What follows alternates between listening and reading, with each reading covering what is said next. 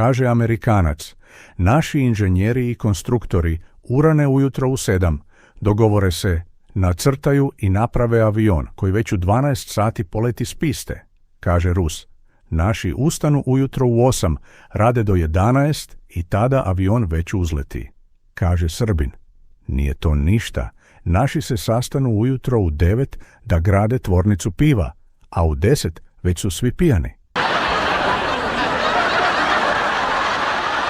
Sredovječni muškarac došao je kod liječnika da ga pita za savjet ima li načina da živi 150 godina. Liječnik mu reče, ima načina, ali da te prvo upitam, pušiš li? Ne, nikada u životu nisam zapalio cigaretu. Piješ li? Ideš li u kafiće? Bože, sačuvaj, mrzim alkohol i kafiće. Voliš li roštilj i masnu, začinjenu hranu? Ma kakvi, jedem samo povrće i ribu. Juriš li za ženama? Ne, to me uopće ne zanima. Nerviraš li se zbog nogometnih utakmica? Ne pratim sport uopće. Liječnik će na sve to. E pa, što onda želiš da živiš 150 godina? Muškarac je došao na ispovjed i rekao svećeniku, oče, ja sam mnogo griješio. Sine, samo reci. Znate, neki dan je k meni došla sestra moje žene. Znate, malo smo se zapričali, pa sam spavao s njom. Sine, pa to i nije tako velik grijeh? Utješio ga je svećenik. Bog oprašta i veće grijehe. Ali to nije sve, nastavio je muškarac. K meni je došla i punica, malo smo se zapričali i također sam spavao s njom. I to će ti Bog oprostiti, rekao je svećenik. Znate, nastavio je muškarac na ispovjedi, jednoga dana sam prolazio pored polja koje je obrađivao susjed. Malo smo se zapričali, pa sam i s njim spavao. Dobro, sine, i to će ti biti oprošteno. Sad polako idi, da se ne bismo zapričali. Kažu da se čovjek smije u prosjeku samo 10 puta dnevno. Hajde da zajedno razbijemo statistiku. Klikni pretplati se i smej se bez granica. Zaljubljena žena šalje SMS s puno ljubavi na mobitel svoga dragog. Ljubavi moja, ako spavaš, pošalji mi svoje snove. Ako se smiješ, pošalji mi svoj osmijeh. Ako plačeš, pošalji mi svoje suze. Volim te. I dobije odgovor od svog dragog. Ljubavi moja, serem, što da ti pošaljem? Muž i žena večeraju u otmjenom restoranu. Odjednom im se približi prekrasna djevojka. Mužu udijeli strastven francuski poljubac. Kaže mu da se vide kasnije i ode. Tko je to dovraga? Bijesno pita žena. Ona je moja ljubavnica. Dosta mi je. Hoću razvod, plane ona. Razumijem te, ali da te podsjetim, ako se razvedemo, nema više shopping izleta u Pariz, nema zimovanja na Barbadosu, ljeta u Toskani, nema BMW-a i Mercedesa u garaži. Ali naravno, odluka je tvoja. U tom trenutku u restoran uđe obiteljski prijatelj u pratnji dugonoge ljepotice. Tko je ta žena s kojom je Francelj? Njegova ljubavnica. Naša je ljepša, odbrusi žena. Kaže Crnogorac kolegi Bosancu. Danas sam radio, a Bosanac odgovara. Ne zajebavaj, a gdje ti je antena? Kako impresionirati ženu? Počasti je bocom finog vina i večerom. Zagrli je, iznenadi je. Udijeli joj kompliment. Nasmiješi joj se. Slušaj je. Smij se s njom. Plači s njom. Odvedi je na romantično mjesto. Ohrabri je. Vjeruj u nju. Moli se s njom. Moli se za nju. Mazi je. Pokloni joj nakit. Daruj joj cvijeće. Piši joj ljubavna pisma. Idi na kraj svijeta i natrag za nju.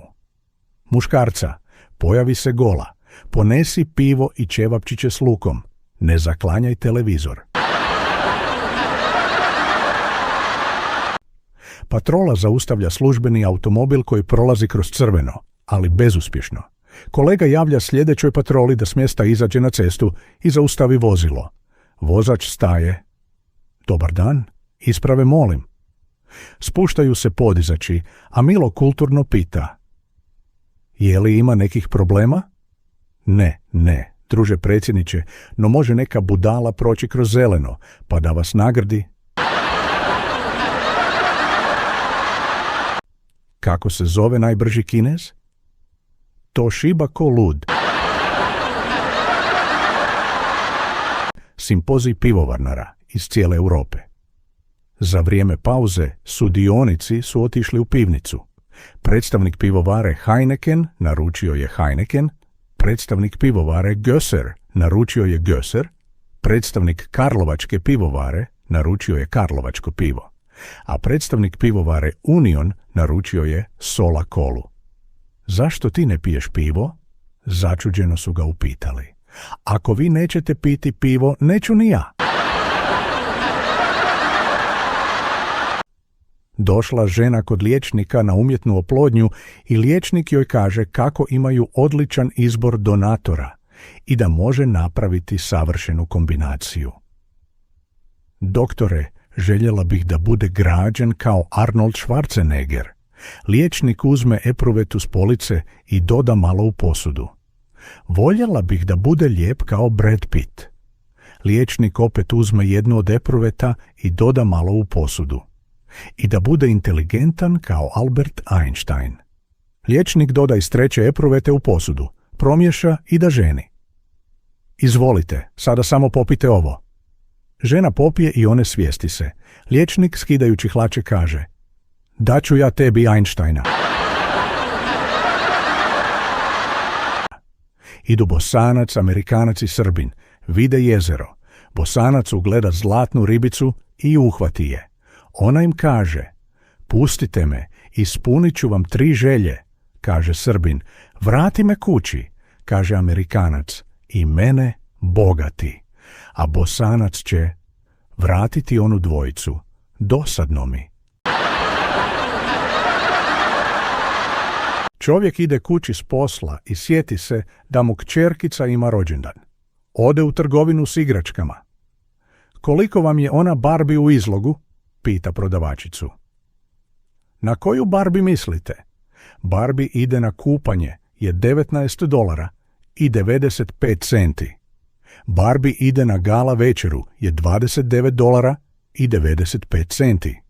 Barbie na jahanju je $39 i 95 centi. Barbie ide na fitness $49 i 95 centi. Barbie ide na vožnju autom $59 i 95 centi.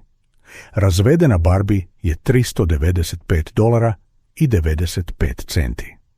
A zašto je razvedena Barbie toliko skuplja? Zato što uz nju ide Kenov automobil, Kenova kuća, Kenov pas, Kenova mačka, Kenov namještaj i Kenova jahta. Konobar, molim vas da mi donesete ono što jede onaj gospodin.